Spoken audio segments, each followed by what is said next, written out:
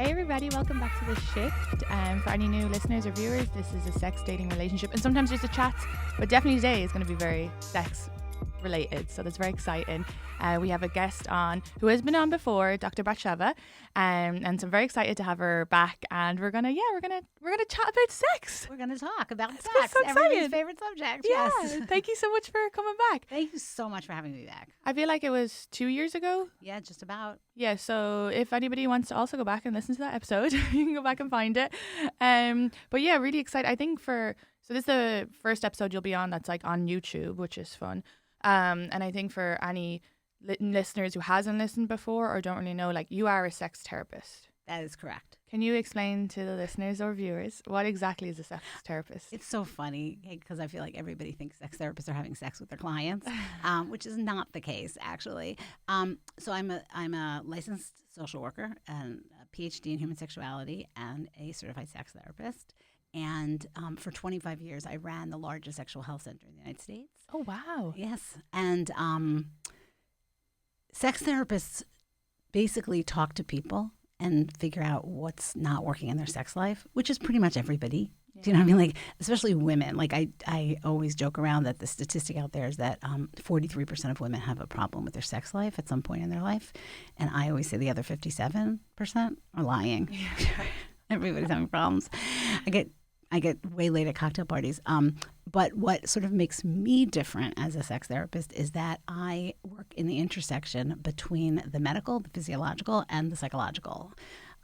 So often people will say to women, oh, you just have a problem. You're not relaxing. Drink a glass of wine. We don't see what the pain is. The pain is in your head, And I'm very well aware of how much our medications are affecting us, our hormones are affecting us. And yes, our relationships are affecting us. The way we use our brains are affecting us. The tools and the implements that we use, the way we've been taught or not taught to have sex. So I see the whole world of sex and try to bring it all together. And because of that, I think the women have a much, much better results. Men also, but I tend to see women, and my book is about women. So, yeah.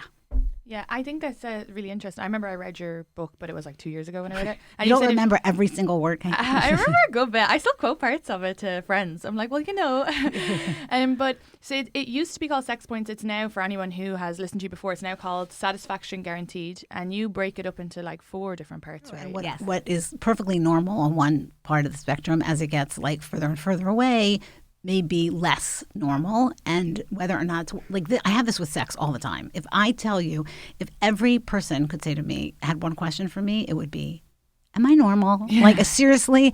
And like, I always say, like, normal isn't the issue. The issue is what's working. First of all, almost everything is on the spectrum of normal. Yeah. That's the truth when it comes to sex. We can talk about that. But as long as it's working for you in your relationship. So it doesn't matter if you think like you have an orgasm in a weird way, but it does matter if it's not working in the context of your relationship. And then if you're having sex in a relationship, you could be having solo sex, and then it could also not be working. So if it's not working in the context of your life, then it needs to be looked at. But normal is such a weird construct. Yeah, and it's different for different cultures, different age groups. Like, I'm sure young people now look and think, oh, I don't have wild porn sex, because porn's more accessible. So they're like, I'm not normal. Whereas people from my generation would be like, I don't know, is it normal to get choked? Do you know what I mean? Like, it's like, it quickly changes what is your definition of normal. I think that's a good point, though. It's whatever gets you off and you're comfortable with. No, for sure. With sex in particular, it's like everything. Like, I could have 2 clients in one day, and one woman will say to me, this is going to be the weirdest thing you ever heard about Sheva, but I only had sex with my partner my whole life, or one other person. And then like 2 hours later, I'll have somebody else who says, I know this is going to be the weirdest thing you ever heard in your life, but I had sex with 50 people when I was in college. I'm like, there's just a wide range. And normal is, I almost promise you, as you're listening to this, everybody, half your listeners are thinking, oh, but she doesn't know about X, because that's really not normal. And I'm going to say, yeah, probably it is pretty normal. Yeah, absolutely. And I think as well, like, the more, if you're nervous about a certain sex type, style, whatever, you're like, oh, this isn't what I'm used to hearing about. But that's your group of people. If you actually research it, because I mean, things I've done with my partner now are stuff that I would have never heard my Irish girls talk about, but it's like I live in New York. I have met different people who are more open about it, and then just research and comfortability. But yeah, now that seems totally normal. But when he first brought up things, I was like, get the fuck out of here. Who the hell are you? How did I end up with you? You know, it's funny. I had this one client who, oh my God, it was so hard for her to tell me what was going on, like why she was there. It was almost like, it like took almost the first whole hour until she finally said to me, Bat Sheva, the only way I can orgasm is by like chinning up on a doorpost, like on the edge of a door of a door. So how does that put her chin on the door? Her arms. She put the arms on, like, imagine an open door. She puts her arms on the door and she presses up, like she's doing a chin up on the door with her vulva and her, opening to the, whatever, with her vulva and her clitoris pressed up against the door, the edge of the door. Oh, do you see that? And fair play to her for finding that out, by the way. So can I tell you, she looked at me, when she told me this, it was as if she was telling me she murdered somebody. Yeah. Like, it was so, and she had never told her partner. She was married for 30 years. She had never told her therapist. She had been in therapy for 10 years. And I looked at her. I remember this because it was very conscious of me. I was like, yes, and like as if, and I have heard that before from numerous women. A lot of little girls learn how to have orgasms by climbing up ropes in gym class. Yeah. Do you know what I mean? So, no, really, or sliding down banisters or pulling like themselves up banisters. Or like horse riding, or So it's not so weird. It really isn't so weird. But again, this woman felt like so much shame. Like, we all carry around so much shame about our sex life. Now you have to tell us all the crazy things you and your boyfriends do. I mean, it's not crazy at all. That's the whole point. It's like actually it's very vanilla. Right? Yeah, exactly. I do think for that woman, because she kept it like as a secret as well, then there wasn't a way to explore how to do that without the door. Whereas if she just told her partner, it's like, okay, so you obviously like a very rubbing.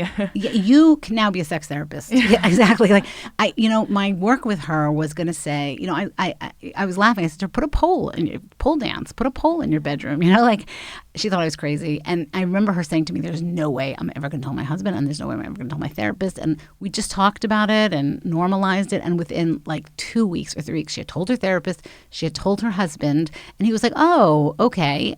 Let's figure out how to do this in the context of the two of us, or let me watch you. Do you know what I mean? Like, that's, especially when someone loves, honestly, I think, and I don't want to like gender specific, but I do think women maybe have been brought up with more shame. So they're more like, oh, he's going to think this is weird. And guys are like, whatever. Go. If it makes you, if it makes it turned on me. Yeah, exactly. Yeah. It turns them on. Exactly. You see that a lot with vibrators. Oh, yeah. You see that with vibrators, which I know you joke around a lot about. At least I've seen a lot of it. Yeah.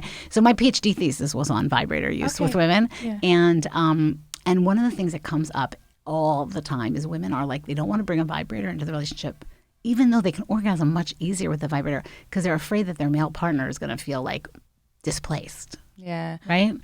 What were you about to say? I was just going to say, it's funny because it's actually, when us women do that, we're putting more pressure on the man. Because it's like, we could just give him a hand. Totally. And the truth is that one of the things that comes up a lot is men will say, oh my God, it makes my life so much easier. Like, my hand gets tired, my mouth gets tired. Most women do not have an orgasm from a penis. We need to say that, even though it's in every magazine. 3 out of 10 women will have an orgasm from a penis alone. The other 7 out of 10 will not. So guys, sometimes it takes a little getting used to. Like, I'm not going to pretend there aren't some men who feel like, oh, well, why does she need me then? But the reality is that most men, almost every guy, really gets into it. It's fun to watch you get turned on. It's fun to watch you have an orgasm. It definitely makes their life easier.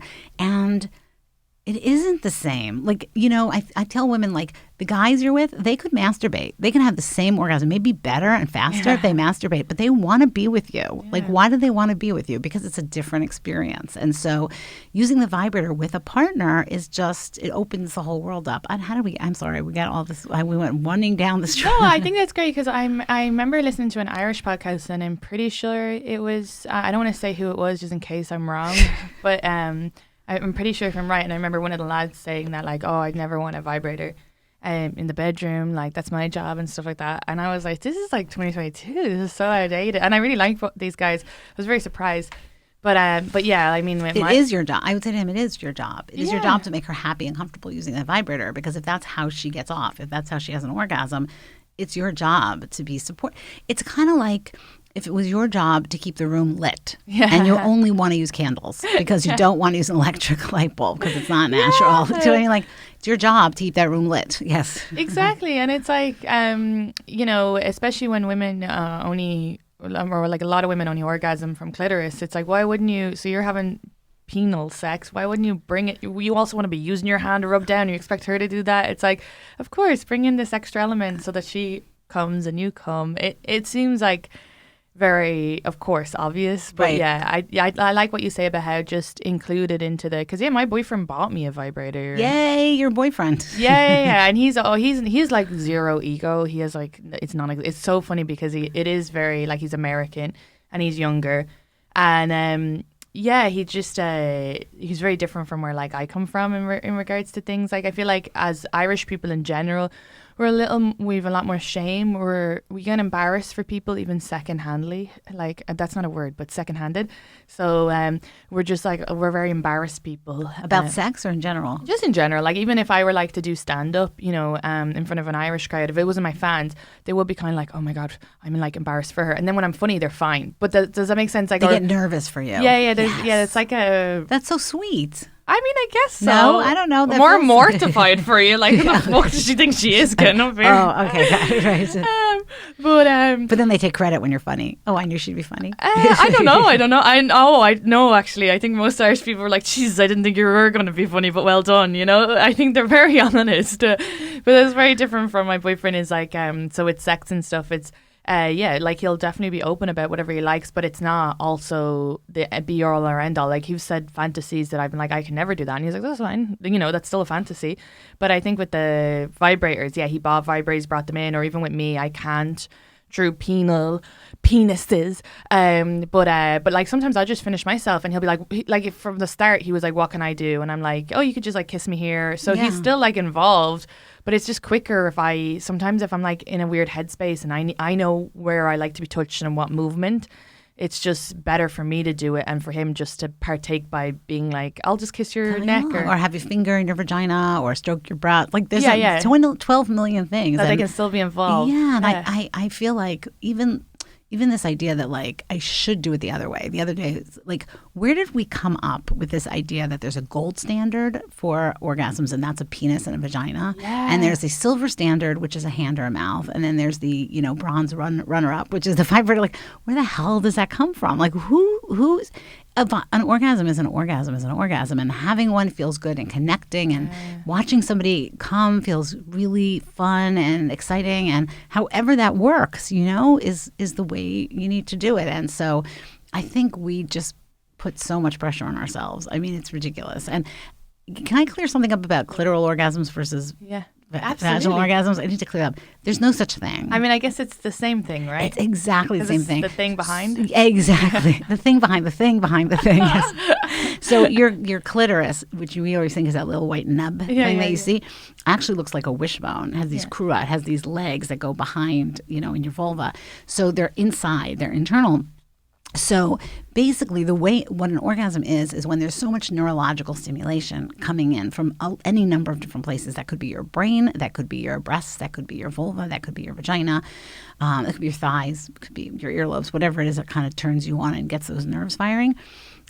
You end up with a lot of nerve stimulation, and blood comes into the area, to the vulvar area, and then all this nerve stimulation. And when it's too much, it sort of shoots off. Wow. So you can have the stimulation coming from lots of different places. The thing is that your vagina has 2,000 nerve endings. Your clitoris has 8,000 nerve endings. So you're going to more likely get a lot of stimulation from the clitoris. And so, different orgasms for different people feel different depending on what's being stroked and what's being touched. And that's why some people like using a vibrator on the outside and having something on the inside at the same time, because they're getting stimulation from both sides, or they like having their breasts sucked, or they like being deep in fantasy. So like, but there's no difference in the orgasm. Do you know what I mean? Like, it's not like there's this kind of, Freudian, vaginal orgasm was a piece of crap. It's like, I love Freud, but, I mean, I feel like most past people who studied men more anyway. So it's really only learning about women for sure in so many aspects. For sure. Even just regular health.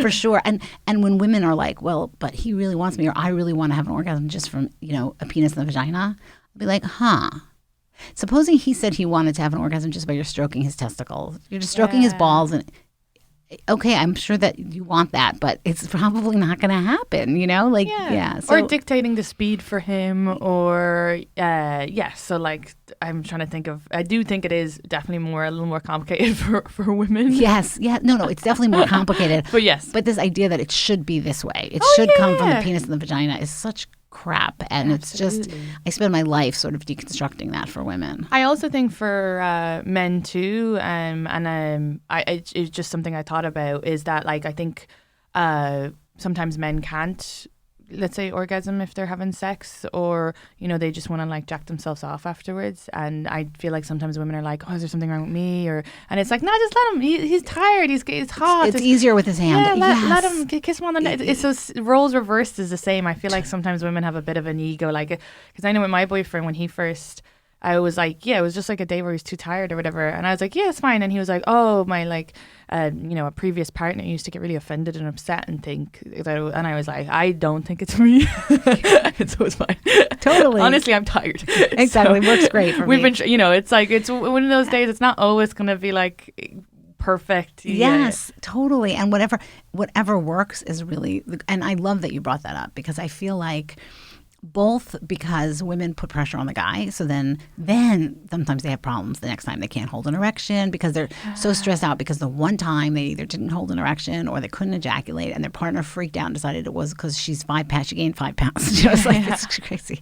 And then they feel this pressure, the men. So and on top of it, the other thing that women also often freak out about is when they find out their partner is masturbating to porn. And in every case, Guys masturbate to porn. I mean, like, the joke is that 99% of boys masturbate and the other 1% lie about it. So, and it doesn't have to do with you. It usually has to do with, they want to relax, they want to de-stress, it is an anxiety reducer for a lot of guys. It's quick, it's fast, it's easy. It's like you pulling out your vibrator for 5 minutes, but we women really, really do a number on ourselves, don't we? Oh, yeah. And the porn thing as well. I think there's certain things you think you should feel and certain things you think you should be mad about sometimes as women. Like, does that make sense? Like, like your friends would be like, fuck him if he does this, or blah, blah if he does that. And so you're like, I should be annoyed about this. But really ask yourself, do you really care? Like, I don't care if my boyfriend wears porn, so I watch porn.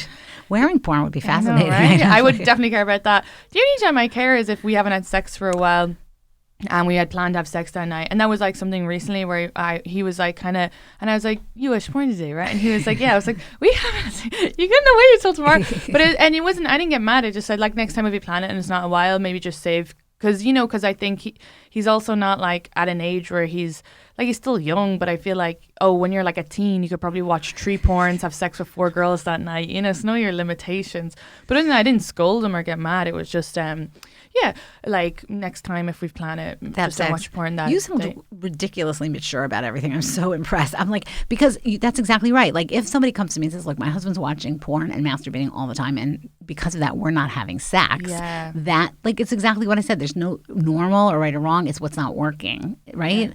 But if somebody comes to me and they're like, we have regular sex, he wants to have sex. Sometimes he wants to have sex more than me, but he's watching porn and masturbating. I'm like, okay, well, that's perfectly normal. And you're saying what you said was kind of like perfect. Like, it's great that you're watching porn and masturbating. Go for it. But at the point where it kind of gets in the way of us having sex, which it will if he's not, exactly, you said 18 years old and, then I think saying it the way you said it sounds like you're getting a gold star today. Yeah, well, I definitely didn't say it's great. I'm like, you do you. You do you, right, exactly. But it's like I think when most people get like insecure or whatever, you just have to ask yourself, like, why? And like, why do I want to be mad, or is there a point, because it's like, well, why? For me, if he's watching porn, he's obviously watching something that, is a fantasy, and I probably don't want to do it. So get your group sex fantasy off that, yes, it's the same way I watch dragons in, House of Dragon. I would love to have a dragon and ride a dragon. Am I going to go out and try to I don't know, that's impossible. Do you know what I mean? So like, I just came from the Harry Potter store. Oh no, I just started watching Game of Thrones, so I'm like very far behind. But we watched House of Dragon. But because I think they have a virtual reality where either you draw dragons or broomsticks. I'm not sure which. You should look into it. Go to that. Yeah. And like this is something we've said on the podcast before. Ian Fidance has said like get your thrills and fantasies out of porn and know that it's okay as just a fantasy. But yeah, so as a partner that helps because then you're like that's okay. Like we've watched porn together, and I remember someone on the podcast before being like, "Are you not like worried about who he's watching?" And I'm like, "No, because it's like, he's never gonna meet her, or he's not gonna leave me for her." Do you know what I mean? It's like, yeah, I think when you do freak out about that stuff, it's usually about insecurities, but also for like listeners. You know, I don't know. It's like you ask yourself what you're comfortable with. I just don't think you can dictate your male partner, though, to stop watching porn. I think that's It's ridiculous. All it does is they've been doing it since they were young, and they're just going to hide underground. It. Yeah, and then they feel shame about it. They don't talk to you about it. Then you feel like there's not a trust because they broke your trust. Like making them feel shamed about it spirals into problems in the relationship in a really not good way. Yeah, and then as well for yourself.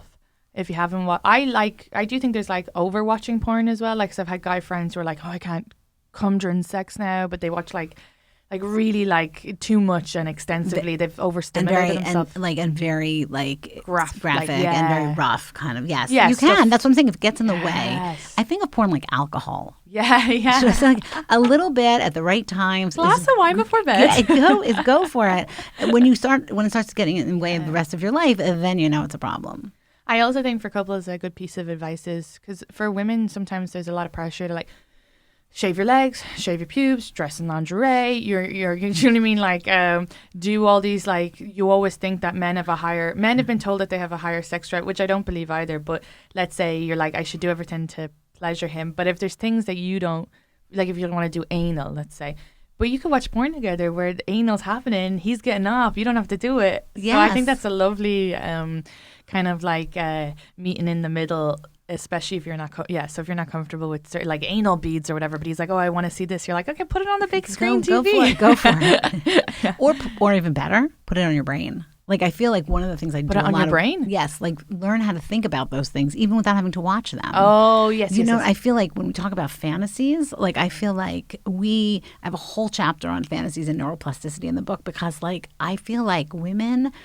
They edit their fantasies. They judge their Like I cannot tell you the number of women who sit down and say to me, "I've been fantasizing about women, Bat Sheva, but I don't think I'm a lesbian." Yeah. I'm like, okay, hey, welcome to the club. Yeah, exactly. Yeah. Like, or this is the best one. I'm embarrassed by fantasy. I don't like to fantasize because when I do, I fantasize about like being overtaken and like ravaged and women feel so guilty about that, right? No. Like they feel like I'm not supposed. And I'm like, when in our society have we lost the distinction between fantasies and reality? Like fantasies are fun. They're one of the few things out there that are free, don't have calories. You know what I'm saying? Like, you can create them when you want them, and like. It doesn't mean you want something to happen. Like the whole idea of a fantasy is that it lives in your brain and it can let you go places and be with people that you wouldn't normally be with. And women have such a hard time with this. Like when they're sometimes they feel like they're being unfaithful if they're fantasizing about, Keanu Reeves. Yeah. Right? Yeah, sorry. I agree. I've like two things to say about that because firstly, it is a strange thing that we feel guilty about. Let's say if there's if you were to have a rape fantasy. Yes. And I think women do feel guilty like that. But it's actually more about just losing control in a safe space because it's a fantasy. In this, you're controlling it. You're not physically going to get hurt. It doesn't mean you want that. And usually it's like someone that's like, it's not like some stranger in an alleyway. It's like someone or even if it is, you're still in control. It's you're losing control in your fantasy, but you're still control of the fantasy, so it's like a safe space. It's total. Think about it. You're creating the person, you're telling the person what to say, you're telling the people what to do, you're stopping them when you want. Like you couldn't be in a situation where you were in more control. So it has nothing to do with really wanting to be raped. You're in control but letting yourself lose control. And then secondly, if you had a fantasy about a robber coming into your house and you're like, you get tied up and he robs your house and afterwards, or you might defeat him, but like you wouldn't feel guilty for having a fantasy about getting robbed. I guess because I think women sometimes are like, well, what if I fantasize about it? It might happen, and it's like that's not true. Right. I think women also what's really hot for women is being wanted. Like again and time and again, you see that when you look at women's fantasies and the rape fantasy. And that's why I say being taken or whatever, because I know rape sometimes is a trigger for people, but that's what we're really talking about. And like that is almost like the ultimate being wanted, right? You're being wanted by somebody so much that they're willing to like break the rules for you. Now, not in real life. In real life, that's a whole different story. Yeah. But in your fantasy life, that's what's going on. It's what makes total sense that it's a really hot fantasy. And I just see time and again, women shut down their fantasy life because they're afraid of it. They're afraid, or they're going to fantasize about somebody besides their partner. And like you said, you don't necessarily really want to. You don't have sex with that. I mean, if I met Keanu Reeves, I'd probably not like him. Do you know what I'm saying? I'd probably think he was narcissist. I don't know. We're not very smart. It would ruin the fantasy. Exactly. So we're having fantasies with somebody that we've sort of created in our head, and that's true about our partners also. And so, I think sometimes women will say to me, "Well, I feel bad fantasizing because if I'm fantasizing, maybe he's thinking about somebody else." I'm like, yeah, he probably is. Like, yeah, and who cares? Especially if he's there with you. Yeah, if you're in a long-term relationship. And I will say, I've fantasized about stuff I would never do in real life. Like, especially if, because I didn't masturbate or orgasm until my late 20s, and then I struggled with a lot of like anxiety and trying to relax and get your head out of it. But I do think fantasizing really helps. So like, if your partner's going down on you or whatever, and you're like thinking about things that you probably will never be comfortable, or like the reality of group sex for me, actually, I don't like when I like hugging people, but I don't touching people. Yeah, I don't like, I like especially men. I don't like men. I don't actually find a lot of men attractive. Is everybody listening? It's really important to hear this. Yeah, so like, and it takes a while for me to build up attraction and stuff like that. So, unless it's a real piece of shit. For some reason, I used to be really attracted to those guys. But my point... You are not alone. Go on. We'll talk about that. Yes, right. Well, my point is like, now that I'm in a secure, healthy relationship, the idea of even touching another man would be like so gross. But I fantasize. You don't feel guilty about it because, of course, whatever you need to like, because that takes you out of your head. You're like... creating this sort of environment that you usually won't be in. It's fun, it's exciting, totally. But you're not cheating on your partner because he's the one doing the stuff to you. In the same way, if he's having sex with you and he's imagining another girl or 5 other girls. Right. Yeah, you can even get into it and tell him about all the other girls. You know, it's like, if you want, but you don't need to. But yeah, you can't be mad at what people think because it's more actions. If he goes out and bangs a bunch of people and doesn't tell you, then yes. But like, I mean, just daydreaming about it. Right. Like, the way to think about it that may make you feel better is that he's using these other women or these other people or these other men or these other chipmunks or whatever it is. To come back to have good sex with you, right? Especially when we're in long-term relationships. Your erotic mind is used to going in lots of different directions. It doesn't want to be in the same place all the time. And the way to keep a long-term monogamous relationship going is using your brain and using fantasies. But I think women and men don't always realize like they have to make that work. And especially because porn is so ubiquitous now, it's very easy to just flip on the phone or whatever. And I think it's really worthwhile learning to translate that to your brain. I just do.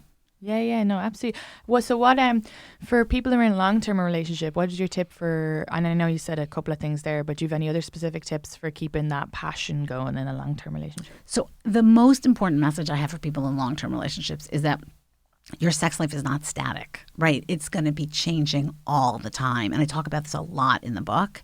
The reality is that, very often we think, we get together with our partner when we're 25, we sort of figure out the sex is working well, and then we're going to just keep doing that. Well, that doesn't work that way. It doesn't work that way because we get older, our hormones change, we change our birth control pills, they go on high blood pressure medication, we decide to get married, so things shift, somebody moves, our jobs are very different, so it's more stressful or less stressful.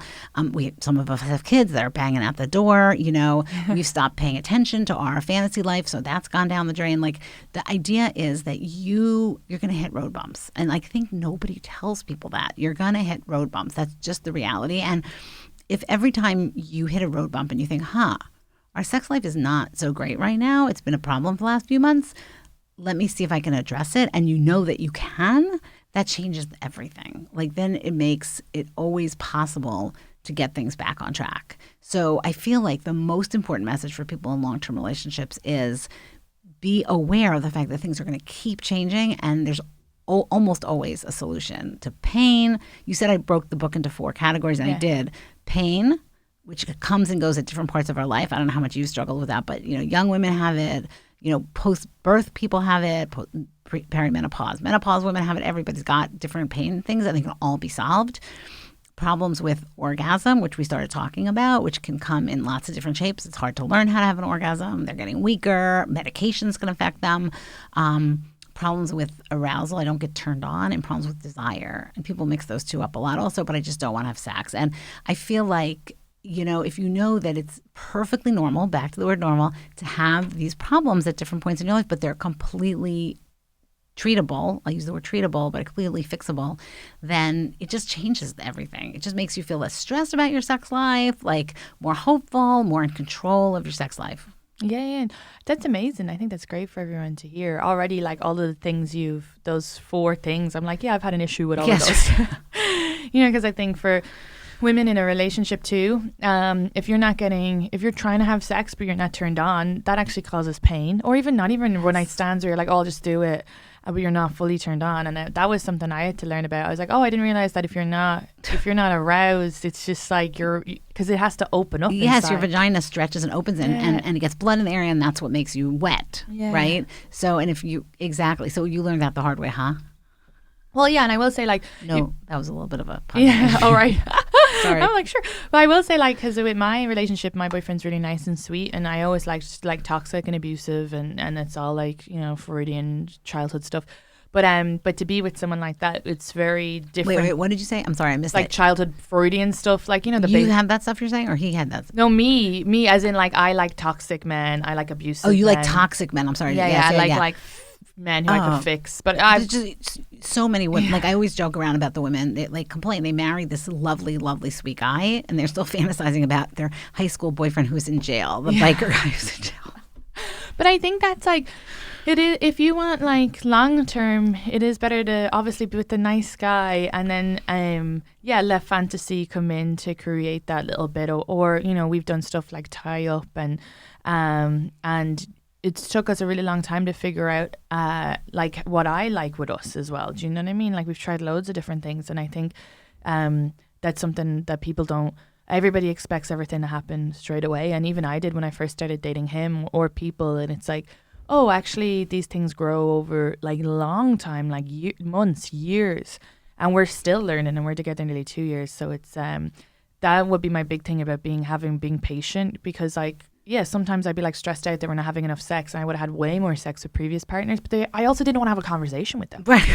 I mean, they were so hot and shitty and into themselves and narcissists that the sex was great, but it was I could have sex with them. Whereas with my boyfriend, it's I'm happy to have sex with him, but I also want to spend time with him, or I'm also really independent in a relationship, so our relationship isn't at my priority all the time. You know what I mean? Right, and you're not having to prove yourself all the time. Yeah. You're not having to be the porn star all the time. You're not having to, right? I feel a really interesting thing to think about, and I feel this has to do with that nice guy, the guy in jail on the bike, is that, we're in a very interesting time in society where the men have been told they have to be kind and gentle and good, and that's what we want, kind, gentle, good men. But sometimes because of that, they've sort of completely wiped off their aggressiveness. And we want the aggressiveness in the bedroom. And so sometimes it's a matter of helping them find that aggressiveness back in the bedroom. And that is not, I want to be really clear, that's not the same as saying, buy a leather, if it helps you, buy a leather collar or buy leather pants. I get that. For some men, that kind of unleashes the aggression. But pretending is not the same thing as being able to access your aggressiveness. And sometimes that's actually very helpful in relationships. But until we recognize that we've kind of forced men into a position where, we've suggested that all aggressiveness is bad, and they've spent the last, 30 years of their life, shoving down their anger and shoving down their, aggressiveness. And now we're but now in the bedroom, I want you to throw me on the bed and just, ravish me. So I feel we need to sort of get our signals out as well. But where did we even get? I was trying to think of where we. I'm sorry, I'm rambling. No, you're great. I think as well. I think what's hard about that for maybe men listening is that Because you don't also just go in randomly and be aggressive. Like as in, I'm sorry. No. Rape. It didn't sound like you were saying that. I was just putting that forward for them in regards to. I think that women in relationships need to be because men aren't going to do any. Like my boyfriend won't do squat without me explicitly saying it. He's like so, what's that word? Like considerate and like. Not polite, sexist, right, sees me as an equal. But I mean, I have to explicitly say what I want, and I think sometimes we get really frustrated with having to say what we want, but it's like it's the same way. As women, we have to tell men like what we like.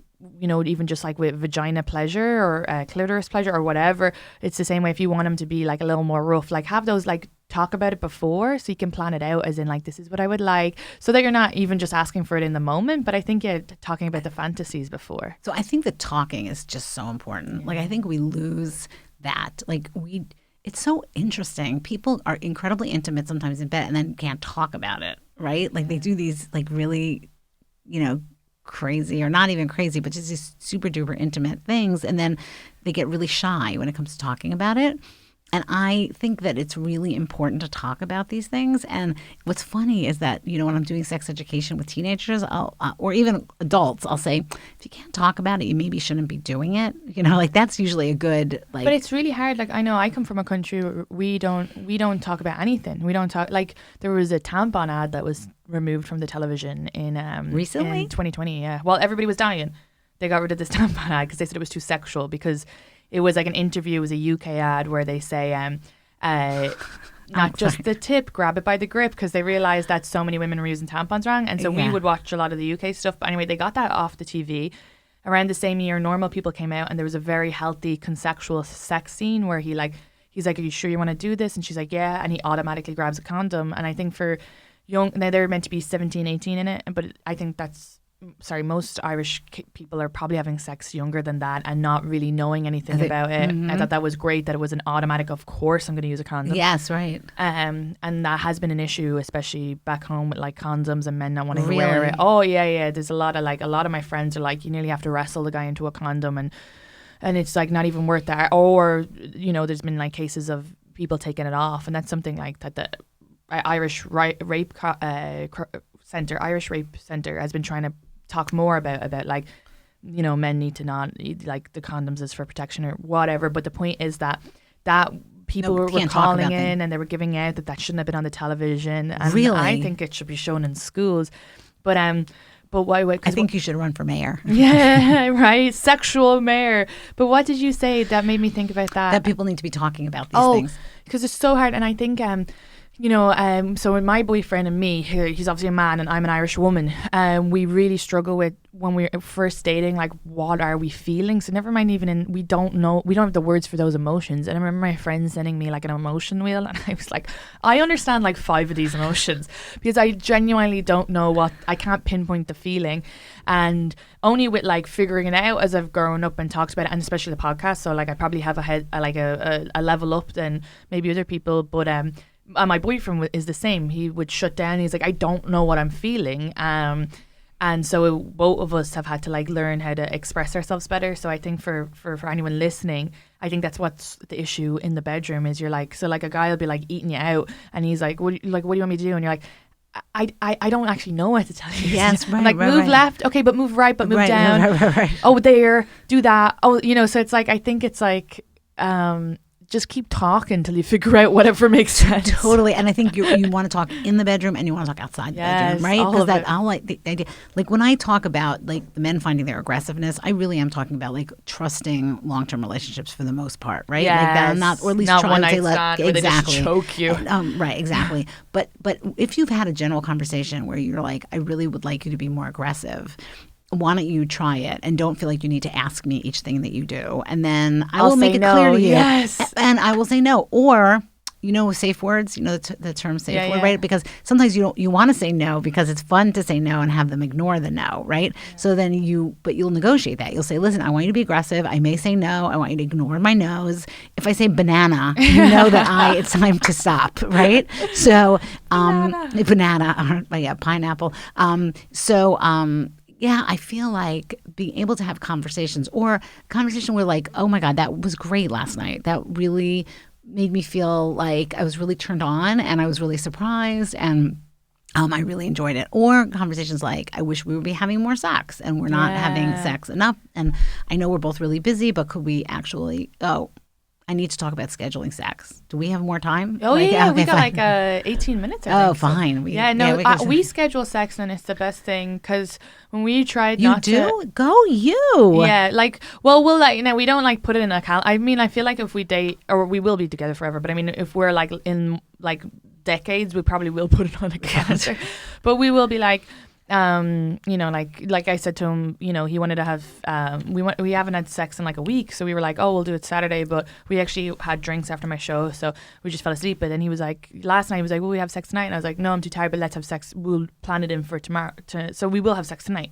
So we know we will. And that way it's like, it's not like, we just know not to, for him, he knows not to watch porn today. And I know to like, try not to come home in like a weird headspace of like, or get ready. everything. Get yourself emotionally ready. And you know what? You could be in my book. I swear I wish I wrote a chapter because what you just described is when you talk about long-term, you said to me, what's good advice for long-term relationships? I would say scheduling the sex in is non-negotiable. Now, sometimes I'll talk to couples who've been together for like 30 years or whatever, which I assume you haven't been together because you would have been 3. No, just 2 years, 2 years. Right, when I say long-term, I'm with my husband. We'll be married 40 years. So like we're talking. I mean, I can't even imagine. And you do, like for the listeners, you lose the spark after a few months. You do. Especially and then with a nice person. But the spark comes back and goes and you work on the spark. Yes, and sometimes there's terrible, like if you read my book, I have the whole introduction about, there have been plenty of times when I'm like searching in the dirt for the spark. And then there's sometimes that spark is like really good. But the thing about scheduling is that when I talk to couples who've been in relationships for a long time and still have a good sex life, they'll say, oh, I don't schedule. And I'll say, oh, okay, well then how often do you have sex or when do you have sex? And they'll be like, well, usually once on the weekend. Or they'll say, well, we don't usually let more than 3 or 4 days go by without having. Of course they're scheduling it. It's not written in their planner, but it's scheduled. It's like soft scheduled. And that's what you're sort of talking about. Yeah. And that works great. When you're in a good groove, that is great. But when you're in a kind of a not good place, it really is important to say, like, we haven't had sex in a while. Our lives are crazy. The kids are like making us crazy if there's kids involved. Our parents are making us crazy if parents, or my travel schedule is. So we really need to like decide we're going to do this every Sunday morning or every Wednesday night. And exactly what you said. If you can't do it, the person who like bows out says, but we'll do it tomorrow night instead. So that it becomes very clear that it's a priority and it's important to you. And what's funny to me is that every once in a while I'll get pushback and somebody will say, oh, well, that's not very sexy. Like I was on a podcast once and they're like, scheduling sex, that's not really sexy. And I'm like, you know what's really not sexy? Not having sex. That's really not sexy. Yeah. One of the things I love about you is how open you are. Like, I just want to tell you, like, it's so appreciated, like, that you are just open about your life, your emotions, your sex life, like, in a way that makes it really, really lovely to have a conversation with you. Just saying. No, good, thanks. I'm sure people see it and they're like, Jesus, like what an overshare. But I do think it is. I think if we talk about everything, because even then it's like I'm struggling with the definition of sexy, as in like we don't know the words for everything, and until you talk about it, you kind of figure it out. And I also feel like you can say things, like I'll say things to my boyfriend all the time, and it's only after I've said them I've heard it, and I'm like, actually that's not what I like, or that's not what I mean. So I think I think words are the hardest thing. So even in the bedroom, if you're like, yeah, I want you to eat my arse, and then you're like, actually, I don't like that. That's fine. I thought eating arse was something different. You know what I mean? As in, like, you don't really know. I thought it was like going to be a different feeling or sensation. And yes, I think say the things, but also be able, you can take it back and be like, that's not exactly what I meant. That meant, or even with me and Leland, jealousy means something very different to him because we come from 2 different worlds. So the word means something different. That's so interesting. Yeah, because I grew up with a very, and we have only 3 minutes and I do want to ask you something before we go. But I grew up with a very jealous parent, and jealousy ruled everything, and it's very toxic to me, and it's like this horrible thing. But to him, jealousy isn't at all. Jealousy is just like, oh, I'm like jealous of a comedian, or are you jealous? So if he had ever said that word to me, that would have been a trigger, and I would have been like, had my defense up. But to him, it's like, that's like, it's a normal emotion. So until I was able to realize like, oh, that I have this meaning on this word, that that doesn't mean that, if that makes sense. And it can mean all these different definitions or different people's different experiences. Like sexy. Yeah, exactly. So it's like whatever you have to be like, oh, so like, because if Leland was like, why don't you think our relationship is sexy? I'd have to be like, oh, I just mean like, I feel like it's a different kind of sexy. So I'm so happy with it. Because sexy before to me was like kind of toxic. Does that make sense? Yes. Wait, before you go, I want to ask really quickly, what is squirting for women? So squirting is, there's so much argument in the literature about squirting, but it's some kind of combination of your own lubrication, skeins, glands, and urine. And it's fine, but it doesn't mean anything, right? Like some women squirt a lot, a little. Some women don't ever squirt. Some women tend to squirt as they get older.